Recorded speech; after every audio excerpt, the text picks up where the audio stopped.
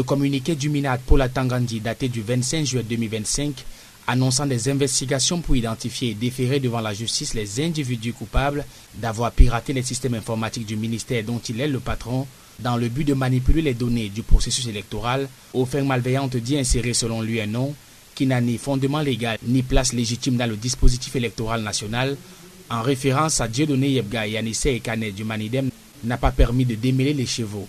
De quoi faire réagir avec vigueur Maître Moustapha Ngwana, le conseil de Anissé Ekane, devant les sages de la Cour constitutionnelle. Le MINAT a pris un communiqué prétendant qu'on avait tripatouillé le site du ministère pour pouvoir présenter M. Yebga comme étant le représentant du Manidem. Pourquoi est-ce que la justice maintenant ne se met pas en branle? Le ministère public, le ministère de la justice ne fait pas le travail qui est le leur.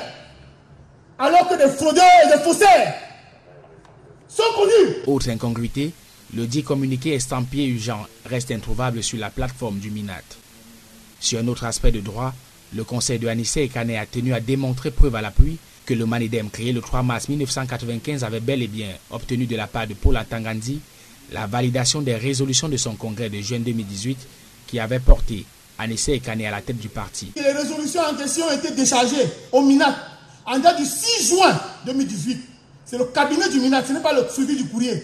Et en date du 2 août, le MINAT a pris une décision qui entérinait M. Ekane comme président du Manidem. Mais de plus fort, depuis cette époque, le seul interlocuteur de l'administration, et même de l'ECAM, reste et demeure M. Anissé Ekane. Dans cet imbroglio, une autre incongruité est pointée par l'analyste politique Edmond Kuaté, celle portant sur le pourquoi de l'aide financière aux partis politiques reversée par le MINAT à la seule personne de Anissé Ekane depuis 2021, si tant est qu'il n'est plus reconnu par l'administration. Vous avez connaissance que quelqu'un n'a pas qualité pour percevoir, n'est-ce pas, les deniers publics, malgré tout, vous avez continué à les lui reverser. Il y a une complicité de détournement de deniers publics. Et là, je suis formel là-dessus.